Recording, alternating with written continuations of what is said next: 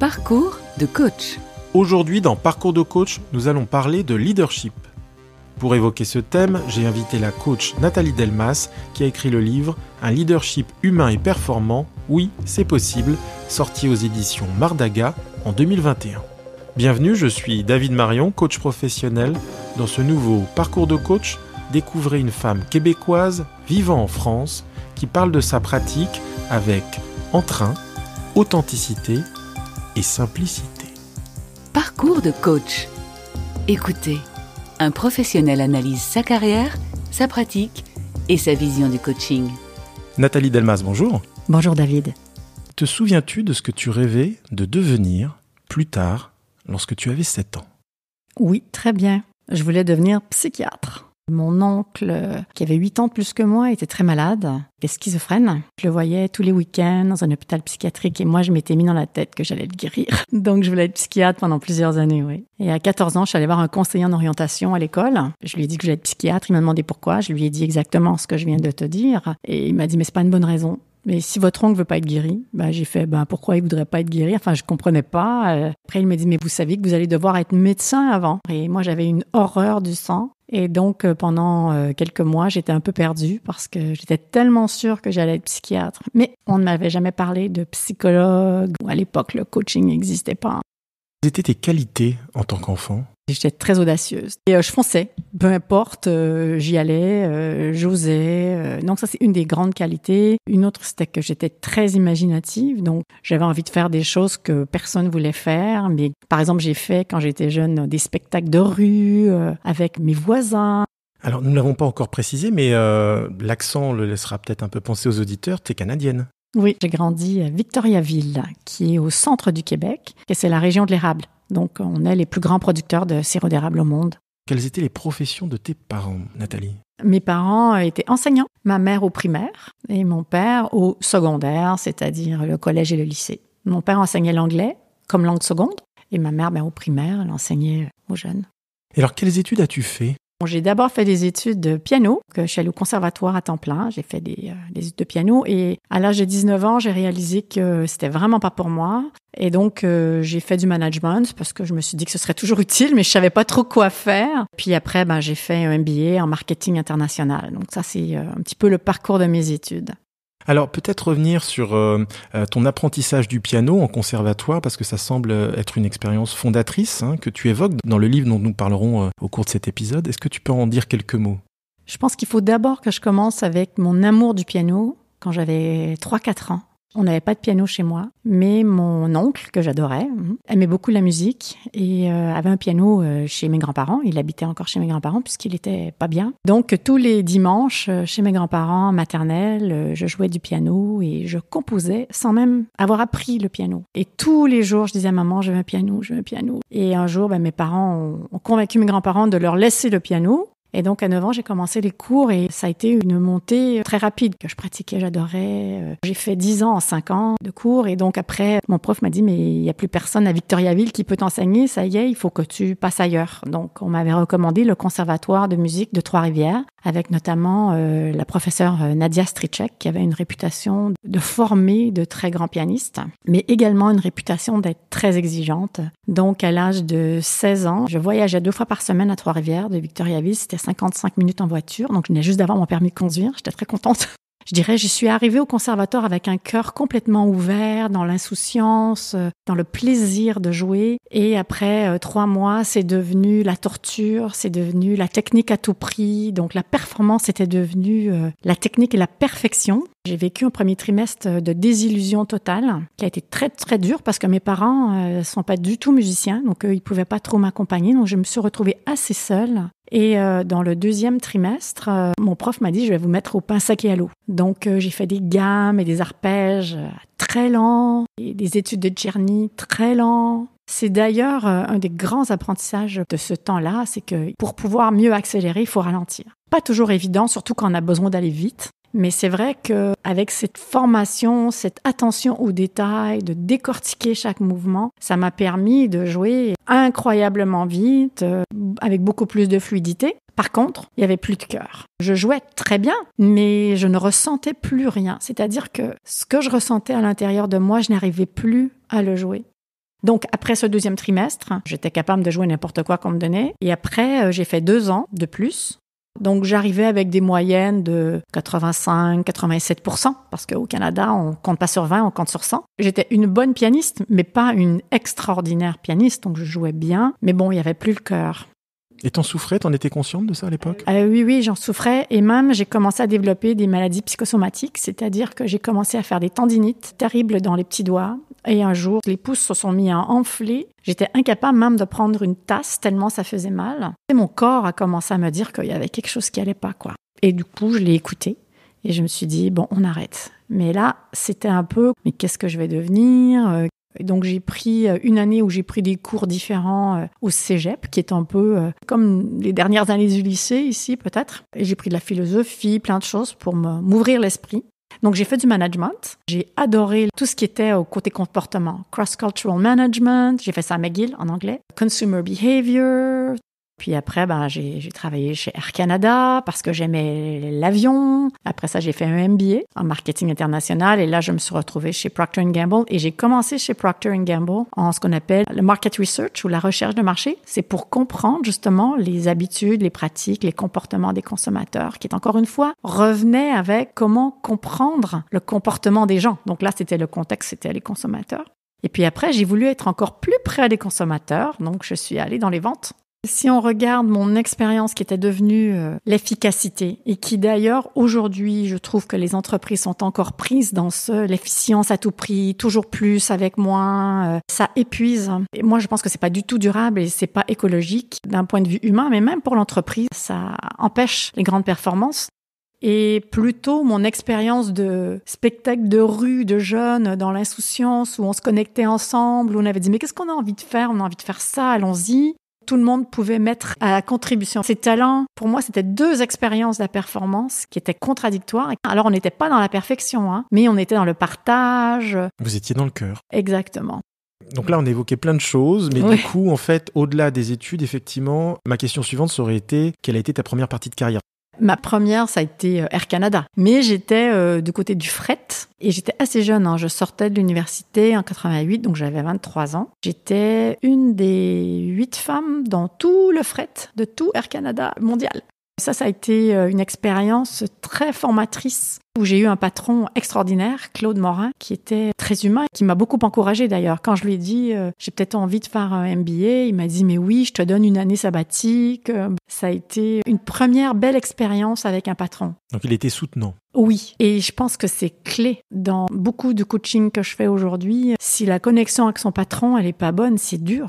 Donc après Air Canada, Procter & Gamble. C'est ça. J'ai commencé en market research et j'étais dans les produits de beauté. J'ai fait des focus groups pour comprendre les consommateurs sur différents produits. J'ai fait des études de marché, des tests de concept et d'utilisation sur des packaging, sur des formules, sur des concepts tout simplement. Ça m'a bien plu, mais je me sentais pas encore assez avec les gens. Donc, je suis allée dans les ventes. Et là, je me suis retrouvée avec ma voiture à faire les Shoppers Drug Mart. Alors, je crois que c'est la plus grande chaîne de pharmacentres au monde. En tout cas, au Canada, ça c'est sûr. Et j'avais tous les shoppers de Toronto et de la région. Je suis retrouvée à rencontrer la cosméticienne pour vendre des cosmétiques. Donc là, j'étais vraiment dans les cosmétiques. Je vendais CoverGirl, Max Factor. J'ai vécu un premier échec relationnel avec une cosméticienne qui m'a foutu à la porte dès ma rentrée parce que je suis arrivée en grande pompe, Procter & Gamble, vous devez faire la promo, vous devez commander tant de mascara. La fille elle me dit mais vous connaissez rien de mon magasin, bye bye. Et moi j'étais mais comment se fait-il? Et ça a été une découverte de se rendre compte que la chose la plus importante en tout cas c'est pas que j'ai les bons produits, que j'ai les bonnes promos et tout, mais c'était vraiment cette connexion humaine. Et j'avais un super patron, un autre bon patron, Dominique Scafidi, qui est aujourd'hui mon mentor, d'ailleurs qui est devenu coach. Et Dominique, qui est à Toronto, m'a dit « Mais c'est bien, c'est pas grave, tu vas pouvoir reconnecter. » Et je me souviendrai toujours de la 2e rencontre où je suis retournée dans ce magasin et je tremblais comme une feuille juste avant de rentrer. J'étais terrorisée. J'ai commencé par lui dire « Vous avez raison, je vous connais pas, commençons par ça, parlez-moi de votre magasin, ce que vous voulez, c'est quoi votre rêve ici ?» On est devenus super connectés du coup. Et après, c'est sûr que là, le business a commencé à exploser dans son magasin par rapport à moi, ce que je vendais, mais aussi pas que. pour elle. Je regardais, mais oui, mais même d'un point de vue catégorie, peut-être que ce serait plus intéressant là que tel autre compétiteur même ait plus de place. Enfin, c'était vraiment un changement assez radical de perspective. Et cette connexion humaine, ça a été le début de ce en quoi je crois. D'ailleurs, mon bouquin est là-dessus et tout ce que je fais, les gens m'appellent Madame Connexion. Enfin, je suis tout à propos de ça. Donc. Ça a été une clé. Ah oui, ça a été une vraie grande clé, oui. Un moment de bascule où tu as compris qu'en réalité, le point d'accès essentiel, c'était la connexion à l'autre, la relation au fond. C'est ça, exactement. Quelles sont les expériences de cette époque où tu étais dans le business qui furent fondatrices de ton envie de devenir coach par la suite, qui étaient un peu en germe de ta pratique du coaching ?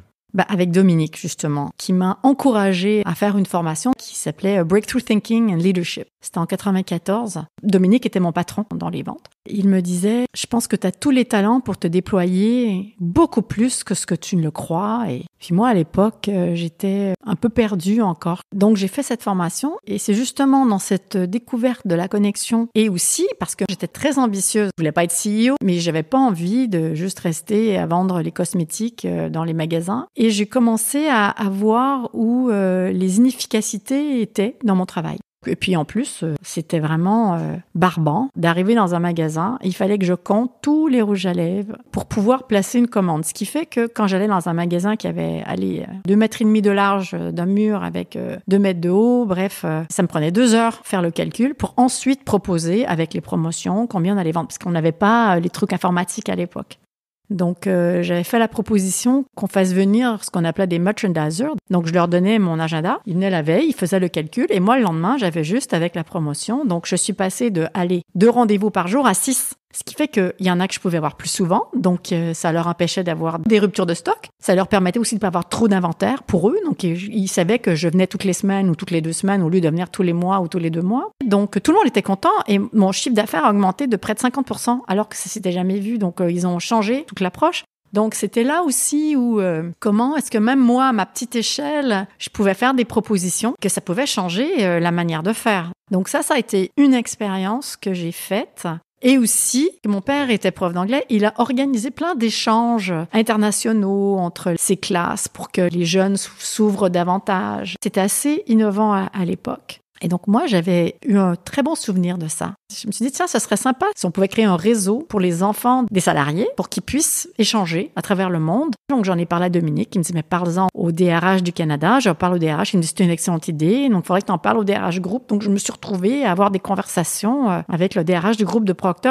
Et ça m'était venu parce qu'un des salariés était parti je crois que c'était en Arabie Saoudite. Donc, ils avaient fait tout le travail pour qu'il déménage. Et quand ils sont arrivés là, ils se sont rendus compte que son fils cadet avait un asthme épouvantable. Donc, ils ont dû revenir. Donc, ça a eu un gros impact pour sa carrière à lui, mais aussi la famille. Mais c'est un coût énorme. Donc, moi, je me disais, mais vous voyez, si l'enfant était allé voir avant, il aurait pu tester. Puis j'imagine que ça correspondait aux valeurs de l'entreprise. Donc, ça a été bien accueilli aussi pour ça. Oui. Déjà un peu coach, en fait. Déjà, ouais, sans le savoir. Alors justement, quelle formation as-tu suivie pour assurer ton virage progressif vers le coaching ?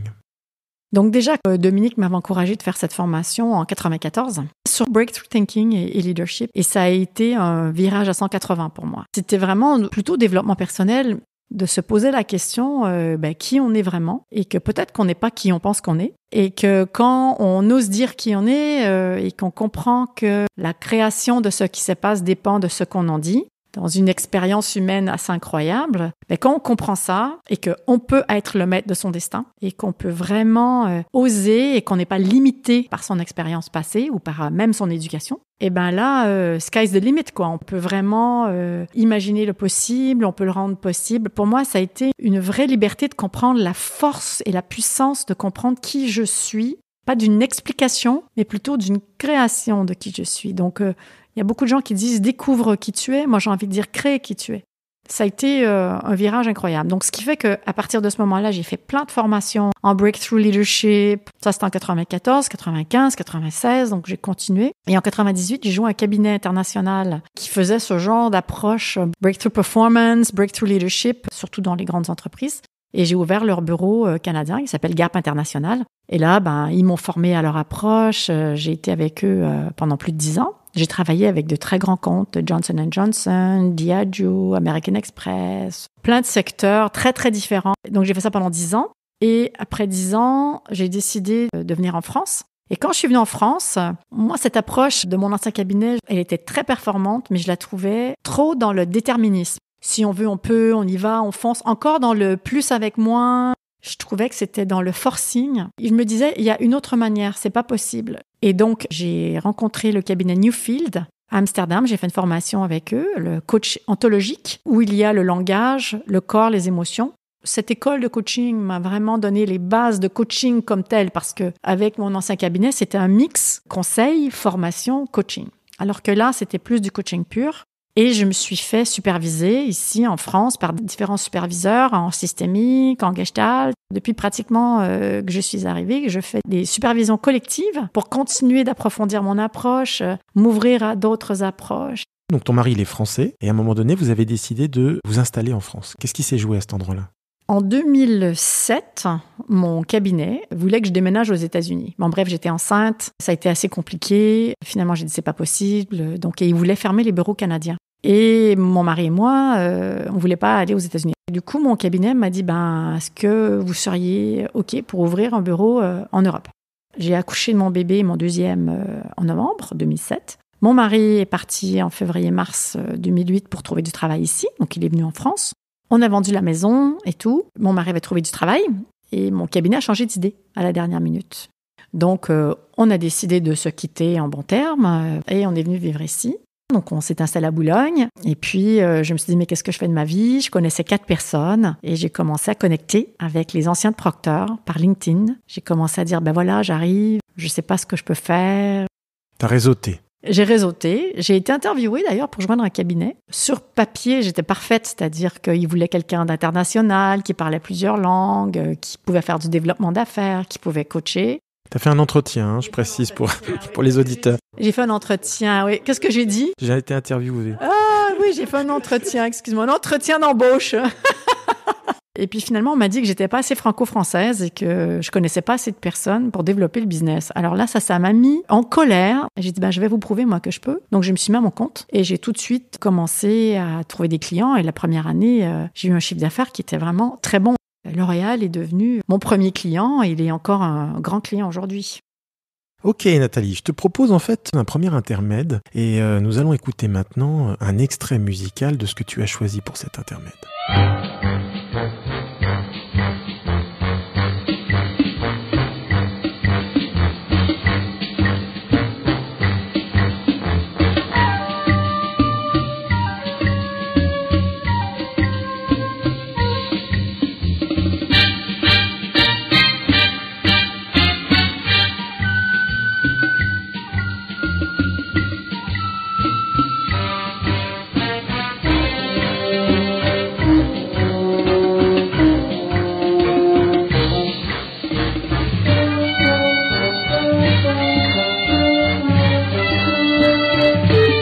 Alors, il s'agit de Mission Impossible. C'est en 1965 que le compositeur argentin Lalo Schifrin compose le générique de la série télévisée d'espionnage. Et alors, pourquoi avoir choisi ce thème musical, Nathalie ? Premièrement, ça a été une de mes séries préférées quand j'étais petite. Mais c'est surtout que le générique commence avec cette mèche qui est allumée et qui, pour moi, représente l'idée. Donc, il y a une première idée qui fait son chemin. Et ensuite, il y a ce fameux enregistrement que les gens écoutent et qui va se détruire après. Mais c'est cette mission qui semble impossible, que n'importe qui refuserait et que eux acceptent toujours et qui savent recruter, trouver les bonnes personnes avec tout leur talent pour réaliser cette mission à la fin. Donc pour moi, le truc de Mission Impossible, c'est que paraît impossible, mais elle est toujours avec l'engagement des gens, avec leur connexion, le déploiement de leur talent, ils y arrivent.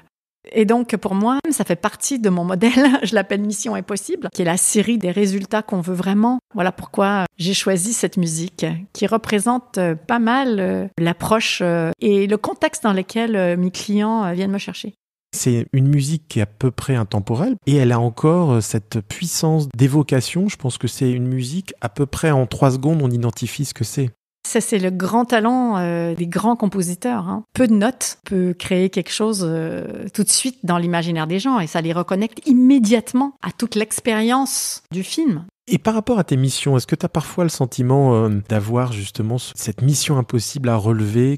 Les clients qui viennent me chercher, moi et mes équipes, c'est vraiment des clients qui, normalement, leurs équipes vont assez bien. Et là, eux, ils ont envie de casser le business as usual. Ils ont envie de créer autre chose. Donc ça, c'est vraiment les gens qui viennent me chercher. Ceux qui veulent le business as usual ou travailler les dysfonctionnements d'une équipe, c'est pas moi qui viens chercher. D'ailleurs, c'est comment je les libère pour qu'ils osent être, faire et réaliser l'exceptionnel. Donc moi, je suis vraiment dans ce côté mission qui paraît impossible. Donc c'est vraiment mon cœur de métier, hein, c'est vraiment ça. Donc comment oser créer une nouvelle réalité qui est loin d'être prévisible.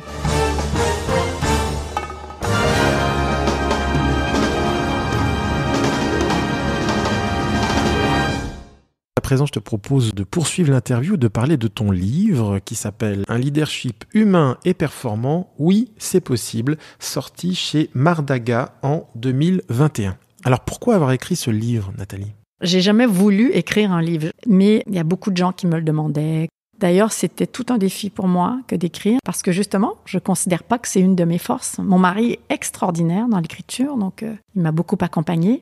Le directeur général de Mardaga m'avait vu dans une conférence à l'Association du progrès du management à Annecy il y a quelques années et il avait été assez interpellé par mon approche qui justement parlait de la connexion. Et donc, il m'a approché en me disant « Est-ce que vous accepteriez d'être une des premières auteurs dans notre nouvelle série Management et Leadership ?»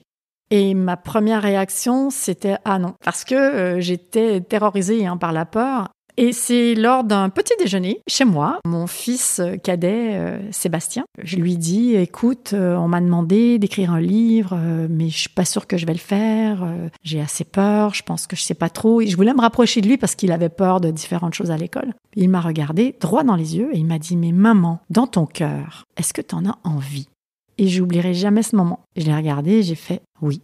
Alors il m'a dit « C'est bon, c'est réglé, tu vas le faire ?» Donc voilà pourquoi j'ai accepté d'écrire ce livre.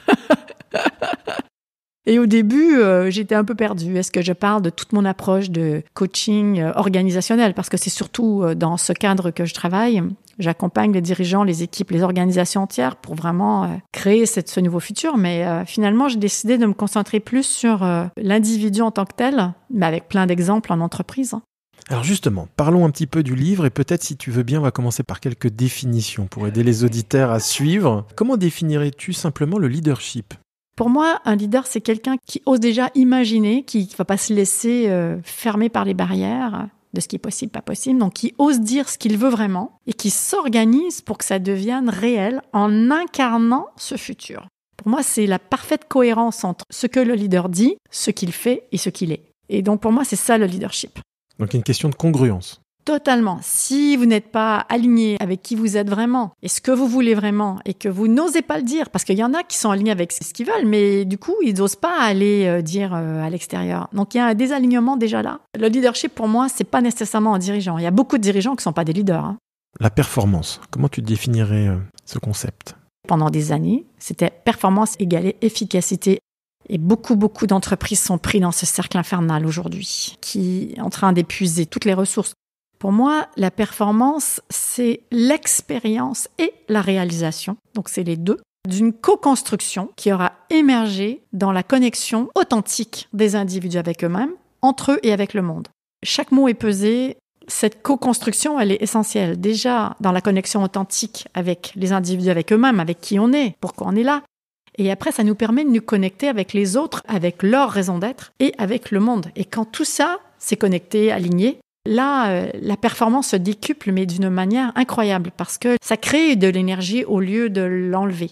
Alors que quand on est dans l'autre modèle, qui est vraiment le plus à tout prix, ça, c'est un modèle qui épuise, d'après moi, les énergies. Pour moi, c'est ça, la performance.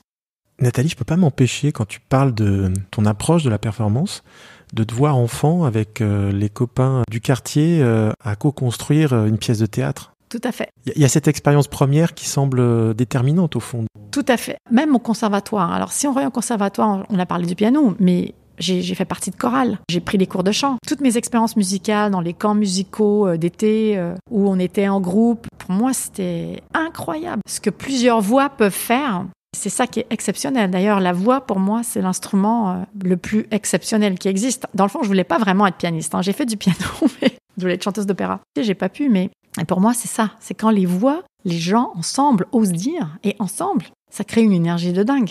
Une sorte d'égrégore, quoi, quelque chose qui émerge du collectif et qui dépasse la somme des individus.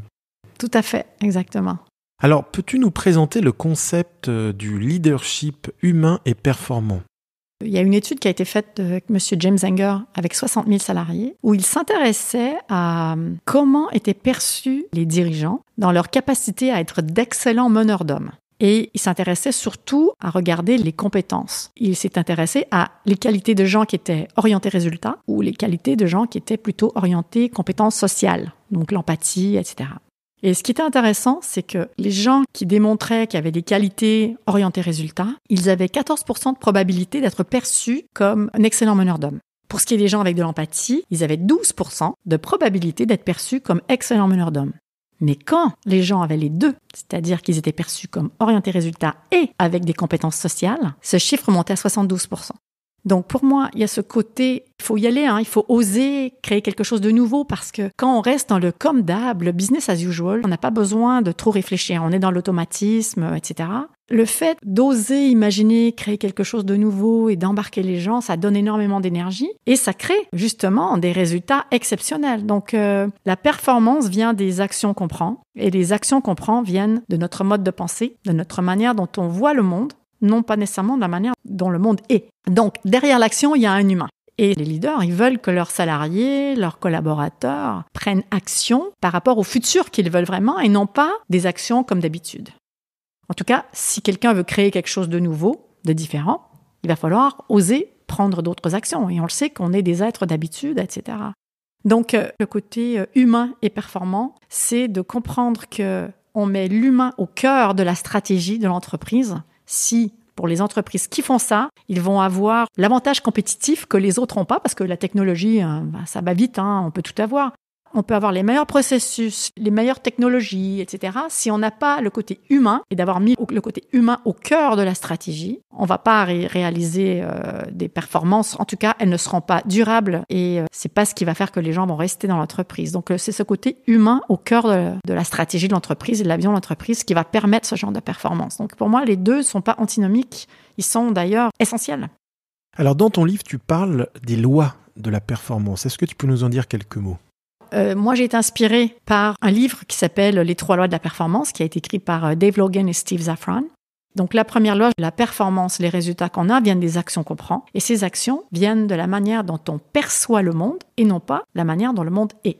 La plupart des gens ne réalisent pas que c'est leur perception. Pour eux, le monde est comme ça. Donc déjà, cette première ouverture de dire « non, mais ça, c'est ta perception et l'autre a une autre perception », puisque la perception nous donne l'action. La deuxième loi, c'est comment on peut avoir accès à cette perception. Donc, on dit que la perception s'exprime en langage.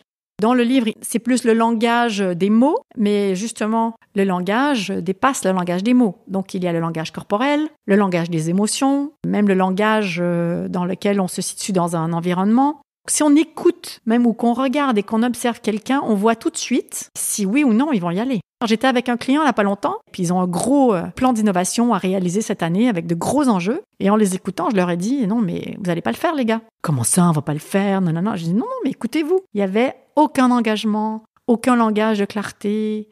La troisième loi, c'est « Seul un nouveau langage va créer de nouvelles perceptions. » Ça peut être une nouvelle posture corporelle qui change quelque chose. Ça peut être de nouveaux mots va changer les choses.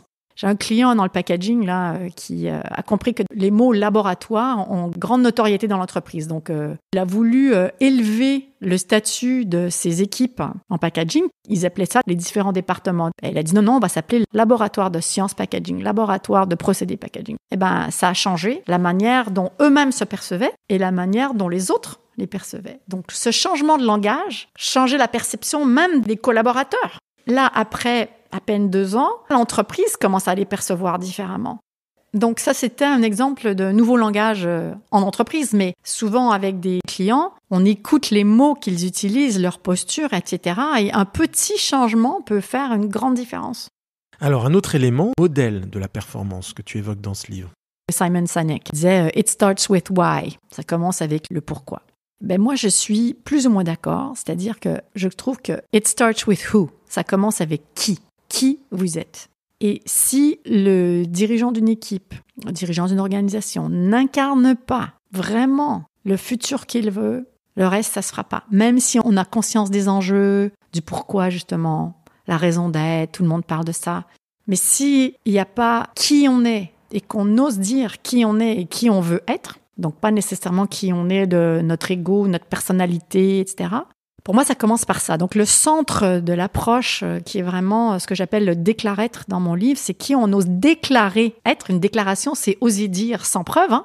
Donc tout le bouquin d'ailleurs amène sur comment on peut se débarrasser de certaines croyances qui nous limitent à qui on pense qu'on est ou à qui on pense qu'on doit être, à qui on veut vraiment être, et d'incarner ce futur pour que ensuite on se façonne pour le devenir. Mais ça sous-entend aussi que le leader soit en capacité de communiquer clairement le futur pour l'entreprise. S'il a des difficultés à communiquer clairement, ça va être beaucoup plus compliqué, voire impossible, d'embarquer les équipes avec lui. Évidemment. Donc il y a la nécessité à être clair dans sa communication, d'être impactant, d'être authentique. Oui, alors justement, s'il n'est pas connecté et s'il n'incarne pas le futur, il n'arrivera pas à communiquer, même avec les plus grands communicants. Ensuite, justement, cette connexion doit se passer avec les autres, avec l'équipe, qui on est nous en tant qu'équipe, qui on est nous en tant qu'organisation, et tout ça, ça doit être connecté avec les enjeux du monde. Donc, il y a 4 piliers à cette approche. Le premier, c'est la mission impossible, d'ailleurs que j'écris avec I''M possible, pour dire que chacun d'entre nous peut transformer l'impossible en possible. Une transformation organisationnelle commence par l'individu. Ça, c'est la série des objectifs qui apparaissent impossibles, un peu comme la série télévisée, que les gens disent qu'est-ce qu'on veut vraiment nous, là ? Qu'est-ce qu'on veut créer ici ? Ensuite, il y a les enjeux. Très souvent, les gens ne sont pas très conscients des enjeux des uns et des autres. C'est très important que les gens aient conscience des enjeux pour eux, pour les autres, parce que souvent, ce qui se passe, c'est que les conversations qu'on a tous les jours, c'est des conversations sans enjeux. Et donc, on ne va pas changer la donne si on n'est pas conscient des enjeux. Donc, le travail que je fais souvent, c'est d'élever les enjeux. Donc, il y a le qui, il y a le quoi, il y a le pourquoi, et il y a 2 comment. Les 2 comment, c'est le commitment. Donc, comment on garde l'engagement dans la durée, parce que je leur demande, les équipes avec lesquelles je travaille, d'oser s'engager. Ils sont obligés de penser différemment et même à prendre des actions qu'ils n'auraient jamais prises avant. Et l'autre, c'est la connexion, qui est vraiment ce côté connexion humaine. Comment je reste connecté à moi-même, comment je me connecte à l'autre, surtout quand je le trouve pas sympa. Ça, c'est pas évident. Il y a tout un monde de l'art de la connexion. C'est très simple comme concept. D'ailleurs, tout le bouquin, il est super simple à comprendre. Après ça, mettre en œuvre, c'est sûr que ça remet beaucoup en question. Je suis pas certain que ton approche soit simple. Je pense que ton approche, elle est pragmatique. Et que pour un livre de coach, c'est pas si fréquent. Il y a beaucoup de livres que je parcours avec ce sentiment d'être beaucoup dans la tête. Et là, j'avais quand même à la lecture de ton livre plus le sentiment que c'était étayé par de l'expérientiel, maintes fois éprouvé. Enfin, il y a quelque chose de très terrain, quoi. Exactement. Alors Nathalie, est-ce que tu pourrais nous partager des exemples d'accompagnement de leaders pour les conduire à être à la fois performants et humains avec ton approche ?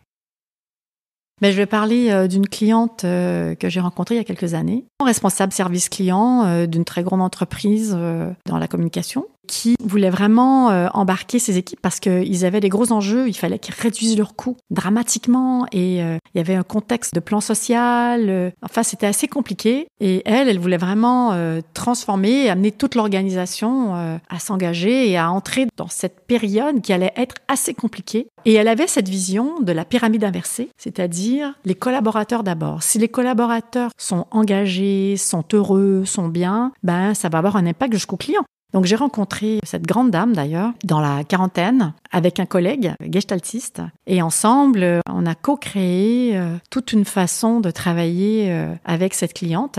Et au début, ce qui était intéressant, c'est que je sentais que ça prenait pas.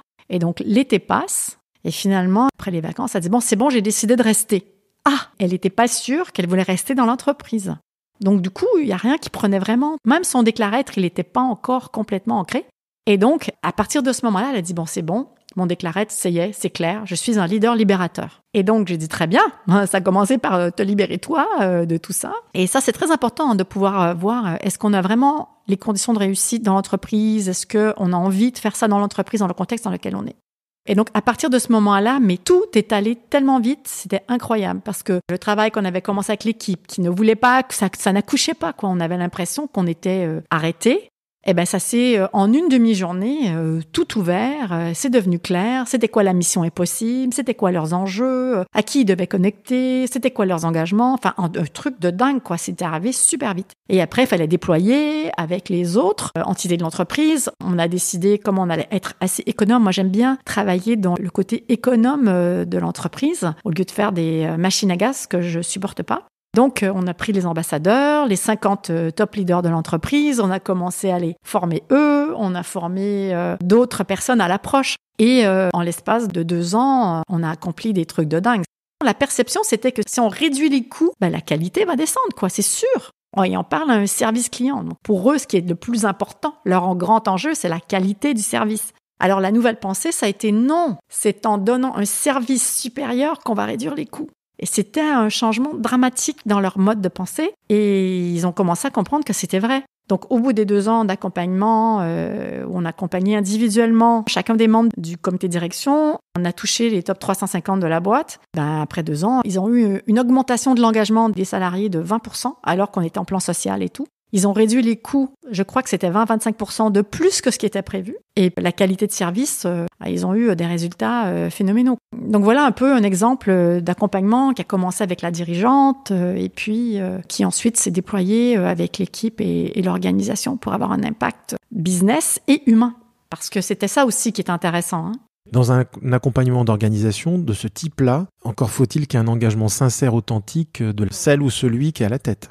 Ça, c'est clair. C'est pour ça que je refuse de faire des appels d'offres où le dirigeant n'est pas impliqué. Moi, j'aime bien commencer une mission avec seulement un engagement sur un jour avec le dirigeant pour qu'on se connecte et qu'on voit si on a envie de bosser ensemble, quoi. Et que je sente si oui ou non le dirigeant est prêt. Parce que ça m'est arrivé de dire à un dirigeant après une journée, non, vous n'êtes pas prêt, on va pas aller plus loin pour l'instant. Je vais continuer avec vous jusqu'au jour où vous serez prêt si vous voulez. Et c'est ce que j'ai fait à plusieurs reprises parce que c'était trop important. Créer l'alliance. Ah oui, mais ça c'est clé. Et ce qui est très intéressant, c'est que créer l'alliance, c'est tout un art parce que des fois on pense qu'on l'a créé et on l'a pas créé. Et c'est là où on se retrouve dans des situations pas trop faciles. Quelle est l'hygiène de vie qu'un leader doit respecter pour rester dans cette approche humaine et performante ? Qu'est-ce qu'il doit faire au quotidien, régulièrement, pour entretenir finalement un positionnement plus juste ? Pour moi, c'est déjà comment le dirigeant doit rester connecté et conscient à lui-même, aux autres et au monde. Comment être conscient, pratiquer cette pleine conscience au quotidien, moment après moment. Ça ne veut pas dire qu'on est en méditation tout le temps, mais c'est un peu comme avoir cette posture d'observateur de soi en même temps qu'on agit, autométa, où on ose dire « Oh, mon énergie, elle n'est pas là ». Parce que dès qu'il n'y a pas d'énergie, on est déconnecté. Pour moi, c'est automatique. Donc, c'est de comprendre c'est quoi ces red flags et avec un engagement de rester connecté, parce que c'est facile de rester déconnecté. Ensuite, il y a aussi des rituels. Quel rituel vous pouvez avoir au quotidien ? Tu peux donner un exemple peut-être ? Moi, je peux partager le mien. Donc, déjà, ça commence avec le réveil. Moi, j'ai un réveil matin qui me fait une musique très douce. Ensuite, tant que moi, je ne suis pas complètement centrée, connectée, paisible, j'ouvre pas mon téléphone. Donc déjà, souvent, je fais de la méditation et je fais du sport. Puis après, c'est aussi comment on se nourrit et de quoi on se nourrit. Et ensuite, comment je suis connectée avec les autres. Donc ça, c'est très important. Donc moi, je fais partie de supervision de coach collective. J'en ai 2. Donc tous les mois, ça me permet de me recentrer dans ma posture, de pouvoir oser des choses différentes. Donc pour les dirigeants avec lesquels je travaille, il y en a qui n'envisagent pas ne pas avoir de coach. Pour moi, en tant que Canadienne, un dirigeant, aujourd'hui, il se doit d'avoir un coach ou en tout cas quelqu'un qui va pouvoir le challenger d'une manière neutre. Parce qu'en entreprise, il n'y a pas de gens neutres. Votre coach, c'est vraiment, je dis toujours, c'est le best partner qui est là vraiment pour vous, complètement pour vous, et qui n'a pas d'autre agenda. Il va être capable de vous dire là où ça déconne un peu. Il y a quelque chose qui m'a assez amusé dans ton livre, c'est qu'il y a beaucoup de mots qui sont déposés. Je ressens très très bien le fait que tu aies eu un passé de marketeur, etc. Il y a toute cette dimension-là dans le livre. Dans l'approche même, les mots soit ouvrent de nouvelles perspectives, soit ferment. D'ailleurs, quand je suis arrivée en France, je ne me suis pas vendue comme coach parce que je crois que j'aurais eu 0 client. Parce que j'étais pas des grandes écoles françaises, etc. Non, moi, je me suis vendue comme un breakthrough performing, breakthrough leadership. Ça m'a ouvert parce que les gens disaient « mais c'est quoi le breakthrough ?» Donc, ça me permettait de pouvoir avoir mon champ pour exprimer ce que je voulais dire. Oui, ça a intrigué. Voilà, ça a intrigué. Et ça te différenciait de la concurrence aussi. Exactement. Donc, ce côté différenciant est très important. C'est pour ça aussi que je crois que les entreprises qui captent beaucoup sur la communication, mais pas nécessairement sur l'incarnation de la communication. C'est là où ça pêche, pour moi. Aujourd'hui, je vois beaucoup de dirigeants sur LinkedIn. Puis on sait que c'est pas eux qui écrivent. Hein. Et oui, c'est bien beau, ça fait plein de pubs, mais si c'est pas incarné derrière, c'est creux. Mais t'as pas eu de l'appréhension de donner finalement ta méthode à tous les coachs qui peuvent être tes pairs, mais qui potentiellement peuvent être aussi des concurrents, éventuellement sur certains segments de clientèle qui peuvent être aussi les tiens?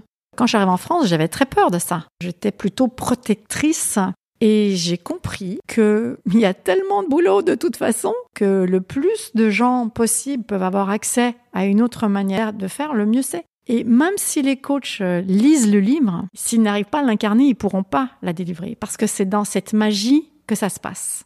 Donc comme moi, ce bouquin, il fait partie de moi, je l'incarne, etc. Et j'ai formé des coachs avec lesquels je travaille depuis plusieurs années et qui maintenant l'incarnent. Ça fait toute la différence. Donc c'est comme les grands chefs cuisiniers qui vous donnent leurs recettes. C'est pas parce que la recette est publiée que vous allez produire un grand repas.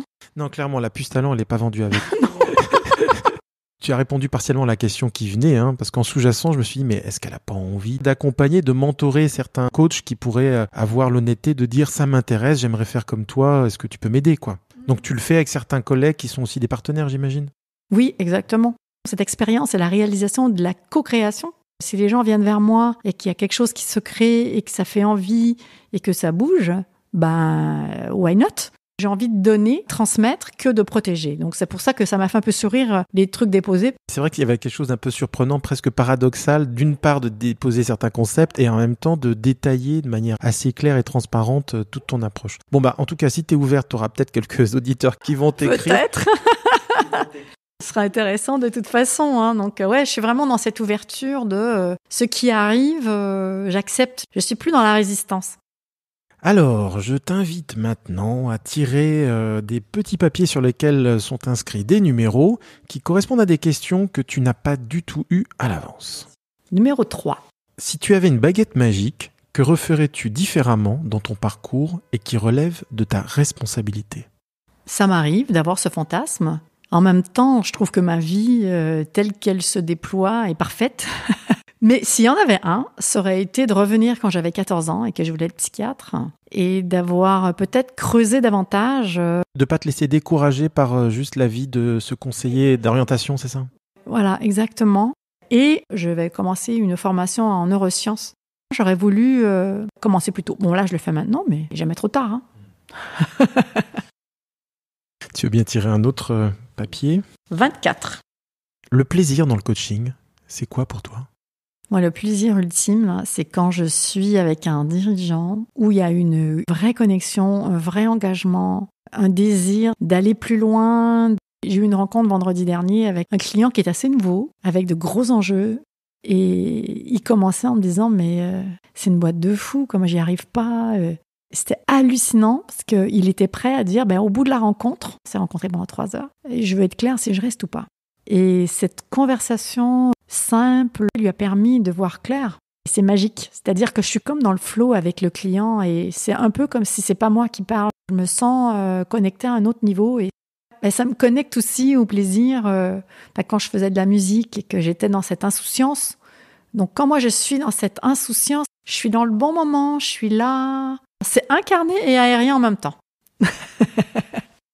C'est bien, tu connais maintenant le principe, tu retires un petit papier. 10. As-tu déjà considéré que tu avais raté une de tes séances de coaching? Et si oui, quelle en a été la raison?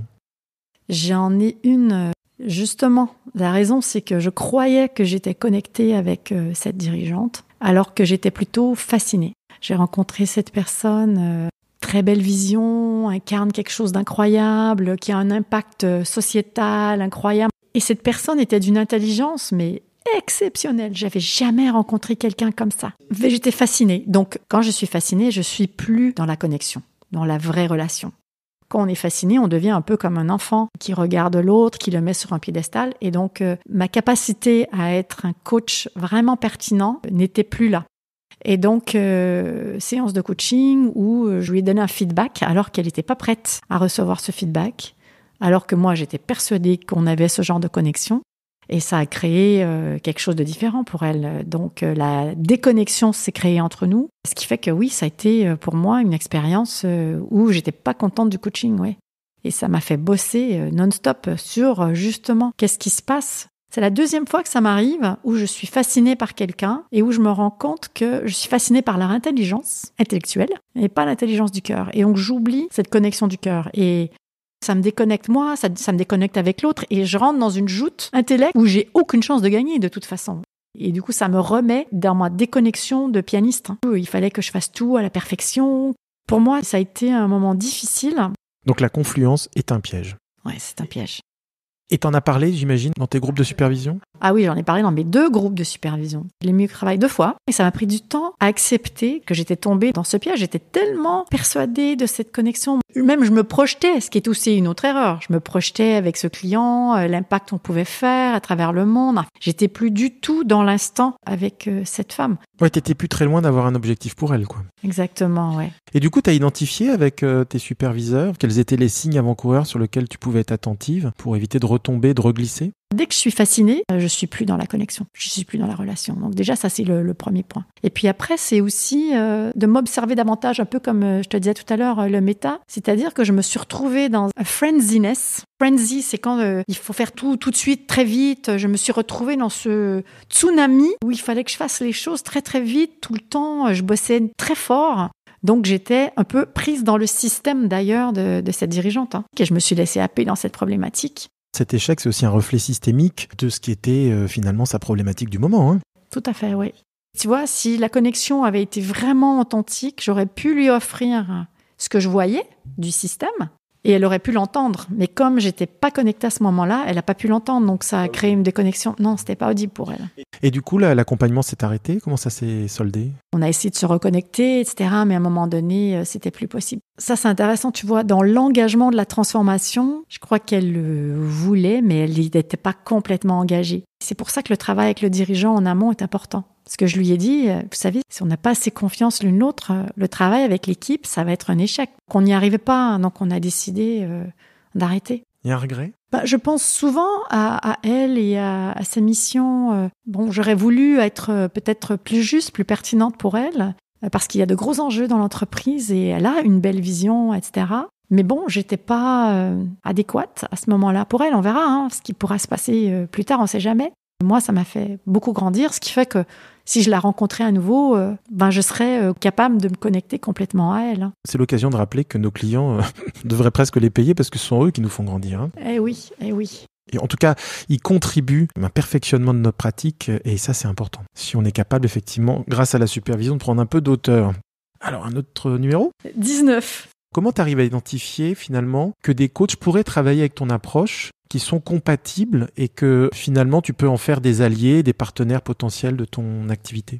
Une des coachs que j'ai développée et qui est devenue extraordinaire, c'est Marjolaine Lemieux, qui est ma coach au Québec. Et Marjolaine, on est allés au lycée ensemble. Et lors des retrouvailles de 25 ans, on s'est retrouvés. Et je disais à tout le monde, si vous venez par Paris, vous êtes les bienvenus. Donc Marjolaine m'a pris au mot. Elle dit, je viens avec mon fils en France, est-ce qu'on peut passer te voir ? J'ai dit, oui, tu peux venir chez nous. Et bon, on s'est reconnectés, quoi. Et à un moment donné, je voulais ouvrir des bureaux au Québec. Et je me suis dit, tiens, Marjolaine, ce serait super, Marjolaine. Je me rappellerai toujours, on était à la gare centrale à Montréal et je lui dis, Marjolaine, pourquoi tu viens pas bosser avec moi ? Elle me regardait, elle dit, mais t'es folle.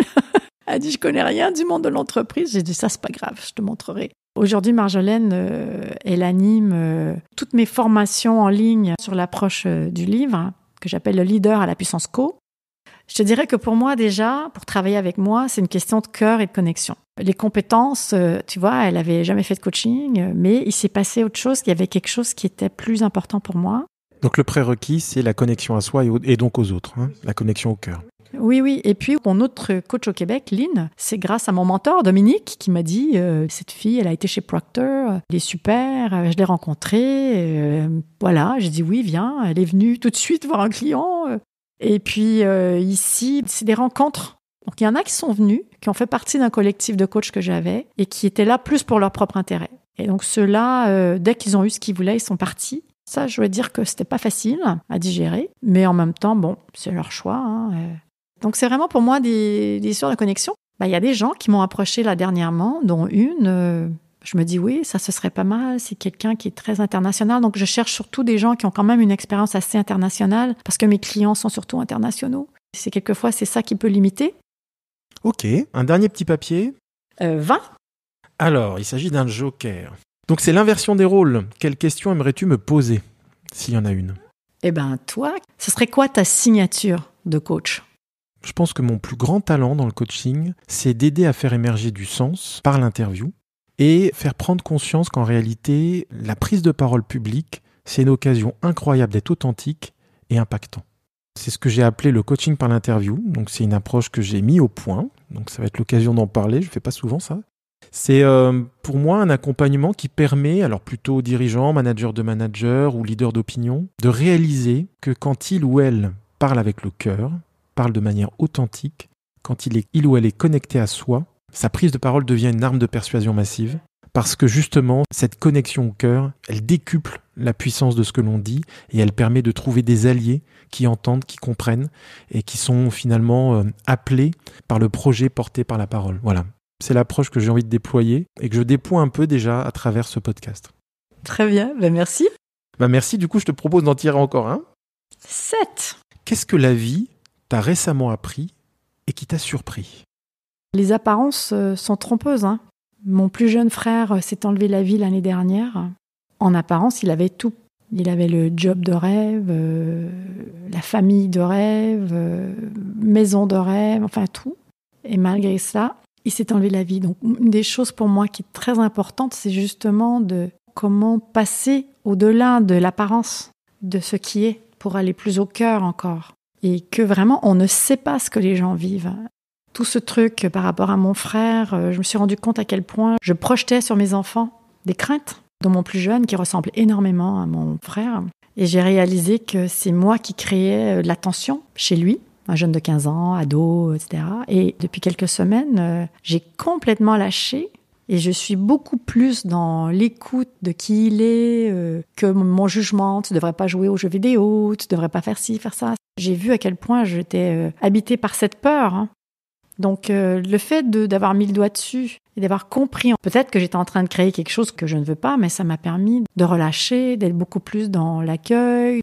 Et puis, du coup, mon fils, là, il s'est mis à étudier, il joue moins. Enfin, c'est assez spectaculaire ce qui se passe dans notre relation. Et c'est ce même fils qui m'avait encouragé à écrire le livre.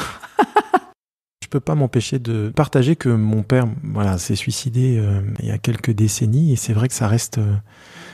une expérience de vie lourde. Voilà, c'est une épreuve. Oui, c'est une épreuve, c'est sûr. Et ça rappelle en même temps la préciosité de la vie. Tout à fait. En transition, je te propose de choisir entre 32 et 33, qui correspondent à des choix musicaux que tu m'as indiqués en amont. 33. Alors écoutons à présent un extrait de la chanson que tu as choisie pour faire une transition vers la suite de l'interview. Hey, fais-tu fret? T'es-tu bien dans ton coton ouaté? Hey, y'a l'air de faire fret, t'es-tu bien dans ton coton ouaté? Si dehors il fait beau, mais que ça a pas l'air chaud, je m'installe debout devant ma bay window pour savoir si c'est une journée de petite laine ou de kiwi. Je me fie sur le passant le moins habillé, c'est là que j'ouvre ma fenêtre et sans me gêner, je lui demande comme si c'était mon bon body. J'ai dit, hey, fais-tu fret? On est-tu bien juste en coton ouaté? Hey, y'a l'air de faire fret, t'es-tu bien dans ton coton ouaté?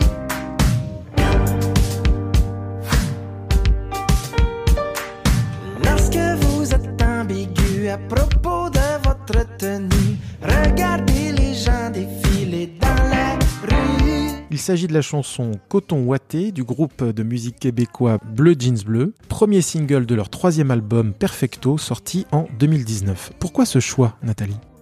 Déjà, parce que je suis québécoise. Et Bleu Jeans Bleu, c'est un groupe dont le leader est un chanteur de Victoriaville, de ma ville natale. Donc cette chanson-là, elle commence avec du piano, un peu à la jazz, à l'impro et tout. Et après, il y a du beat et c'est de la musique très entraînante. Mais les paroles sont un peu ridicules. Alors c'est toujours un peu le quotidien du Québécois mis en riant de soi. Je trouve ce groupe tellement rafraîchissant parce que quand il parle du coton ouaté, ça parle vraiment de la météo au Québec. Est-ce qu'on doit être habillé de telle ou telle manière et comment les gens font, ils se regardent. L'autre raison pour laquelle je l'ai choisi, c'est que justement, à chaque fois que j'entends Bleu Jeans Bleu, moi, c'est mon frère qui me l'a présenté. Comme il est encore très présent pour moi, parce que ça fait seulement 1 an qu'il est décédé, à chaque fois que j'écoute une musique de Bleu Jeans Bleu, je pense à mon frère. Et puis finalement, le premier spectacle que j'ai vu après la pandémie, quand je suis retournée au Québec pour voir ma maman chérie, c'était Bleu Jeans Bleu à Victoriaville. Donc, on était enfin sortis de la pandémie et le groupe Bleu Jeans Bleu était à Victoriaville et ma maman était avec moi. Et alors là, on s'est éclaté.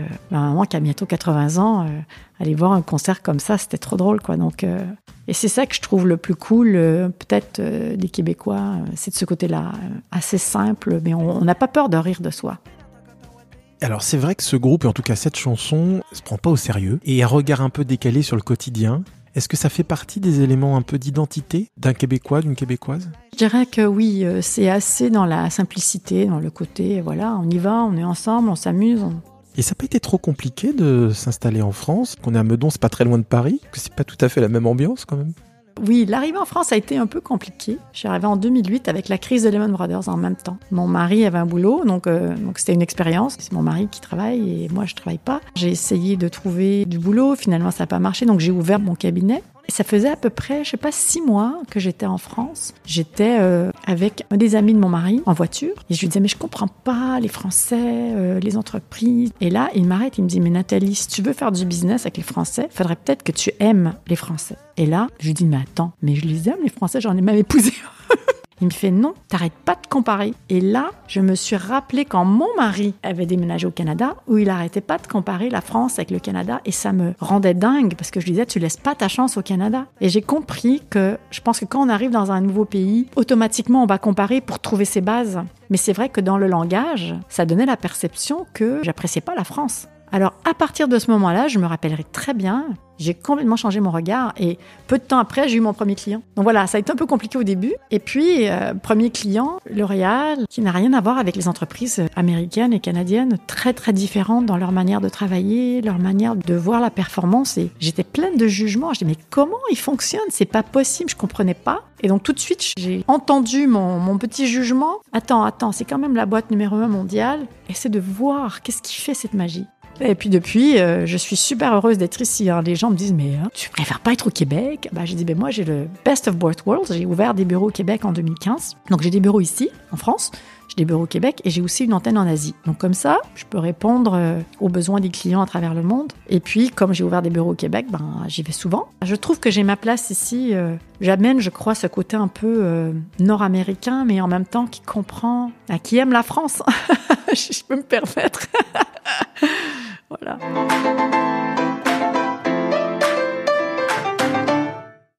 Alors, nous arrivons à présent à l'interview rétrospective de ta carrière. Quel est l'accompagnement dont tu es la plus fière ?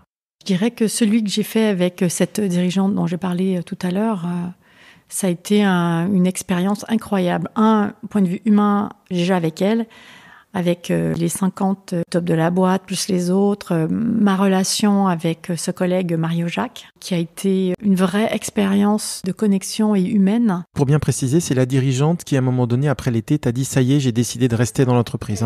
Exactement. Ça a été une de mes expériences les plus satisfaisantes. Alors, quel est le thème le plus surprenant sur lequel tu as accompagné un client ou une cliente ? Ça m'est arrivé une fois où je coachais un des membres d'une équipe dirigeante où lui, il n'était pas du tout à l'aise dans son entreprise. Il fallait qu'il change. Donc, il a réussi à déjà être clair sur qu'est-ce qu'il voulait vraiment, à se connecter avec son boss pour qu'il y ait le minimum d'impact. D'ailleurs, ça a été une belle transition. Il a quitté, tout le monde était content qu'il quitte. Mais pour lui et pour l'entreprise, donc ça a été une expérience assez exceptionnelle, et pour lui, et pour moi, et pour le boss, et pour l'équipe, l'entreprise, etc. Donc, c'était plus déroutant, j'imagine, Mais pas forcément surprenant, puisque ça peut arriver. Justement, l'accompagnement, c'est aussi là pour faire émerger la demande sous-jacente qui n'est pas toujours explicitée au début. Et là, en l'occurrence, c'était un changement dans sa vie professionnelle. C'était déroutant pour moi qui était jeune coach, qui commençait, c'était une nouvelle mission internationale. Qu'est-ce que tu aimerais que tes clients disent de toi ? Qui disent de moi que je suis vraiment une coach qui incarne ce qu'elle dit et que je leur ai peut-être libéré pour qu'ils osent être qui ils sont vraiment. Et ça leur a permis de réaliser ce qu'ils veulent vraiment au fond d'eux, quoi. Quelle serait ta première décision si tu devenais présidente d'une organisation représentative de coach ? Alors par exemple ICF France ou la Société Française de Coaching ou MCC France. Il y a quelque chose, peut-être. Comment vraiment mettre les coachs plus juniors avec les coachs seniors, créer quelque chose où il doit y avoir un vrai mentoring peut-être à l'intérieur pour aider les juniors, parce que c'est compliqué, quand t'es pas vraiment établi, là, c'est pas évident. Moi, je pense qu'il y aurait vraiment du reverse mentoring à faire, à vrai dire, peut-être. C'est les juniors qui coachent les seniors. Ça, ce serait pas mal. Un peu comme ils veulent faire en entreprise, où il y a du reverse mentoring, les plus jeunes. Je crois que ça pourrait permettre d'être encore plus agile et plus ouvert. Peut-être que je mettrais ça en place. Que souhaiterais-tu que les auditeurs retiennent de notre entretien ? Qui comprennent que chacun d'entre eux peut être un leader et qu'ils ont des idées, ils ont des choses à offrir, que vraiment tout est possible quand on est connecté à soi. Donc déjà, je les inviterais à vraiment faire ce méta-observateur et d'oser sortir de ses propres jugements sur soi pour pouvoir oser être qui ils sont vraiment, donc se connecter à soi et de trouver tous les moyens pour y arriver. Oui, c'est possible de créer un nouveau monde, et qu'il ne suffit que d'oser dire et de se connecter avec d'autres pour ensuite en faire une histoire qui ira vers là où on veut qu'elle aille. Mais c'est vrai que ça commence par dire. Moi, j'ai envie que tu nous parles un petit peu de la comparaison entre le coaching au Canada et en France. Je dirais que le coaching au Canada est assez influencé des États-Unis. Donc, c'est sûr que c'est plus un coaching de performance, de résultats, beaucoup plus pratico-pratique dans l'action. Déjà, les objectifs de coaching, quand on demande à quelqu'un c'est quoi tes objectifs de coaching ici, c'est souvent je veux reprendre confiance en moi ou enfin des objectifs comme ça. Au Canada, c'est pas acceptable ce genre de réponse. C'est-à-dire que oui, mais si tu avais confiance en toi, ça te donnerait quoi comme résultat dans ton business, dans ta famille. Enfin, c'est très très concret, oui, beaucoup plus concret, je pense, qu'ici. Il faut faire attention avec le Canada. Tu as le Québec et tu as le reste du Canada. C'est pas la même chose non plus. Même si mes récentes visites au Québec m'ont un peu attristée dans le sens où j'ai l'impression que les Québécois deviennent beaucoup plus américains. C'est des Américains qui parlent français. C'est un peu comme ça que je le ressens souvent. Mais c'est vrai que le côté business, par exemple, tu rencontres un dirigeant au Québec ou même en Ontario, tu vas pas passer beaucoup de temps à connecter ou à échanger. Et le Québécois, souvent, oui, vous êtes là pourquoi ? Tout de suite. Le temps et de l'argent, comme ils disent. Donc ça, c'est très présent là-bas. Alors que si, c'est moins.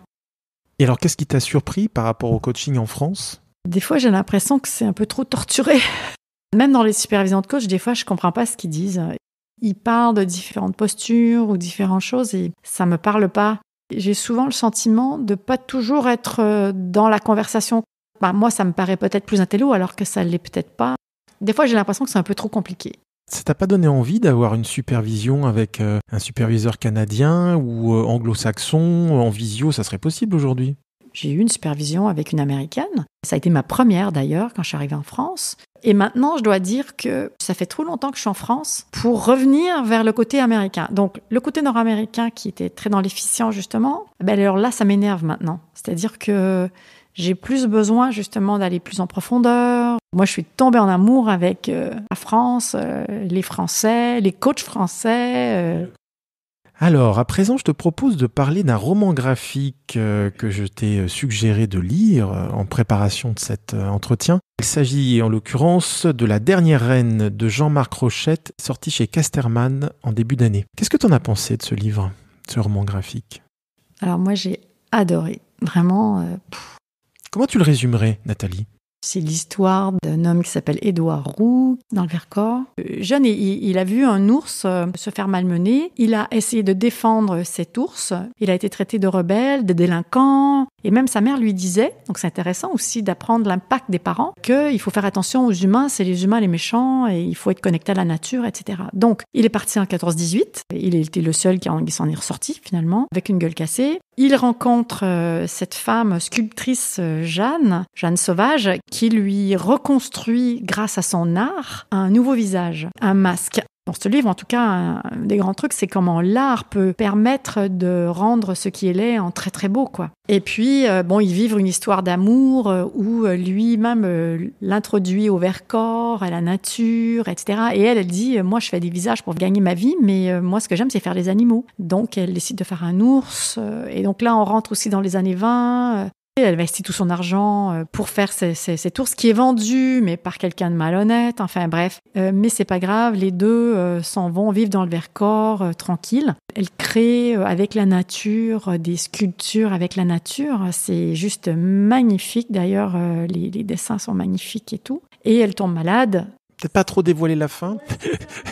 Ouais, c'est ça. Mais ce que je veux dire, c'est que c'est vraiment comment cet amour pur qui dépasse et qui transcende pour moi la bêtise humaine. Dans ce livre, c'est du début à la fin. On voit à quel point l'être humain n'est pas nécessairement respectueux de la nature et se laisse prendre par ses jugements. Il semblerait que ça t'ait plu. Ah oui, déjà, le Vercors m'a fait penser un peu à ma région natale. On est dans la plaine du Saint-Laurent, qui est juste au pied des Appalaches. C'est la plus vieille chaîne de montagnes en Amérique du Nord. Et puis le Vercors, c'est une des régions que j'ai découvert lors de mes différents voyages en France. Je crois que tu me partageais que ce livre, ce roman graphique, t'a aussi reconnecté à ton père.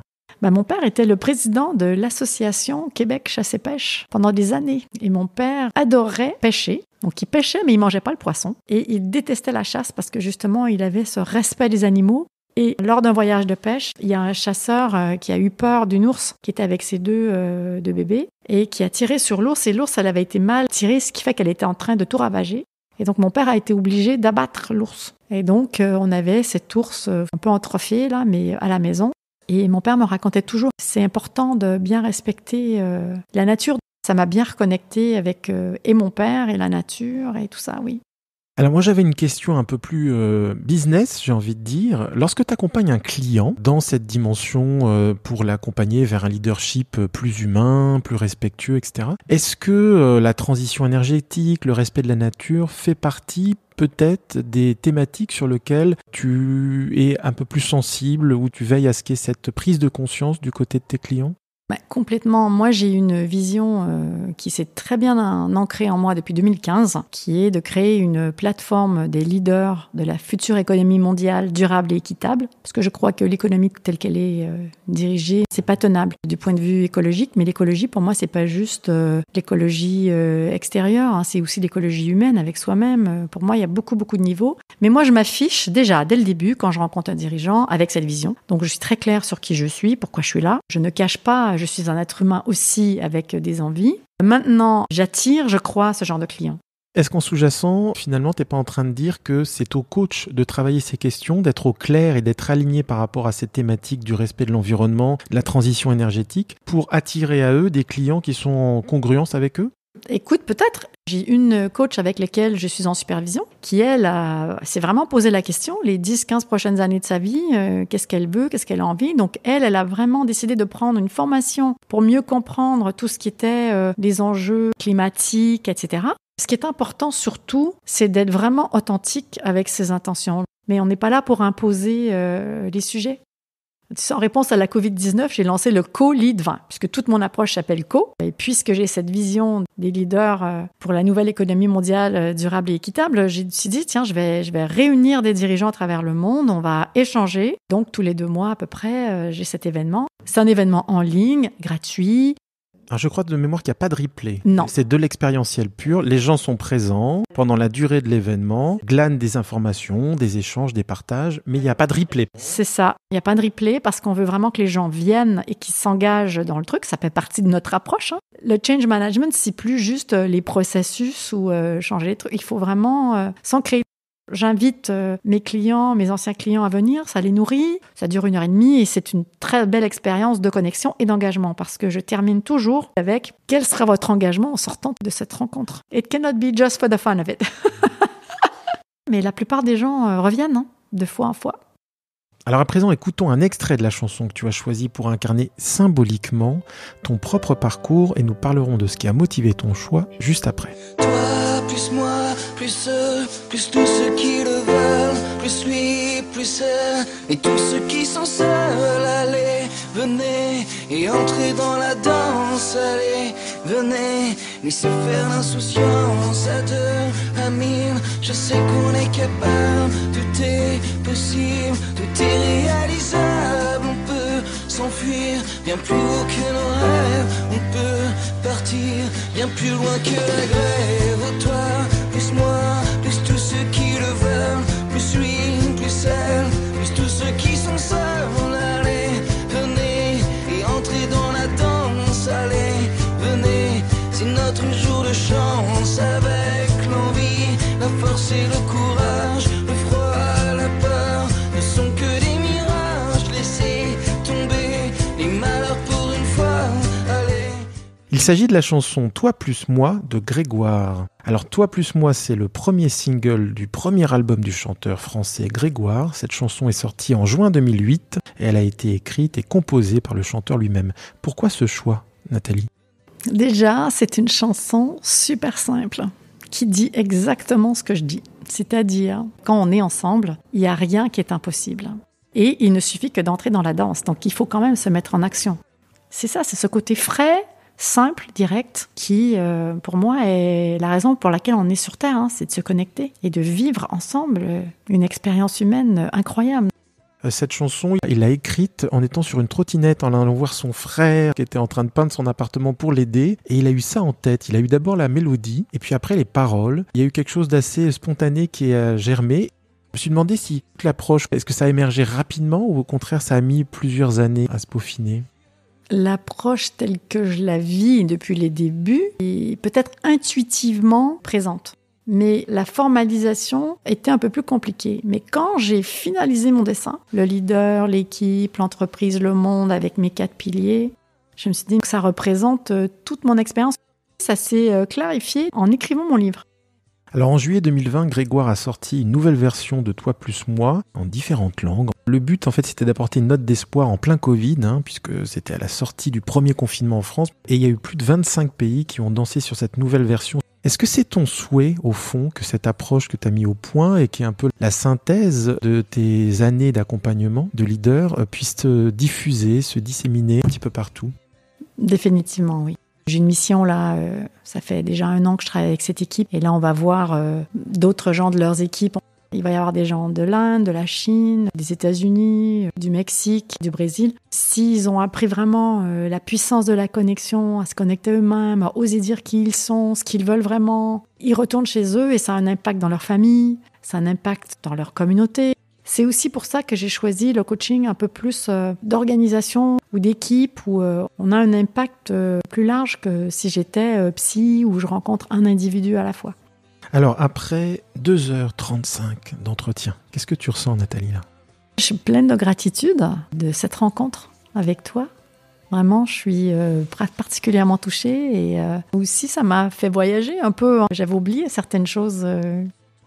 Alors avant de clore notre entretien, Nathalie, je rappelle le titre de ton livre, Un leadership humain et performant, oui, c'est possible, sorti chez Mardaga en 2021. Nous avons également parlé du roman graphique intitulé La dernière reine de Jean-Marc Rochette, sorti chez Casterman en octobre 2022. Merci Nathalie d'avoir accepté mon invitation à retracer ton parcours de coach. Merci beaucoup David. Allez, venez et entrez dans la danse. Parcours de coach. Merci de votre écoute. Découvrez nos 2 séries de podcasts intitulées Un coach à la une et Parcours de coach sur le site www.lemediadescoachs.com. Vous pouvez nous écouter sur toutes les plateformes d'écoute et sur la plupart des applications dédiées au podcast. Si l'épisode vous a plu, s'il vous plaît, notez-le favorablement sur la plateforme d'écoute ou l'application que vous utilisez. Cela contribue à développer la notoriété de nos productions. Par ailleurs, vous pouvez liker, commenter ou repartager nos épisodes sur les différents réseaux sociaux où nous sommes présents, à savoir LinkedIn, Facebook, YouTube, Twitter et Instagram. À très bientôt pour un nouvel épisode. Parcours de coach, une série créée par David Marion et produite par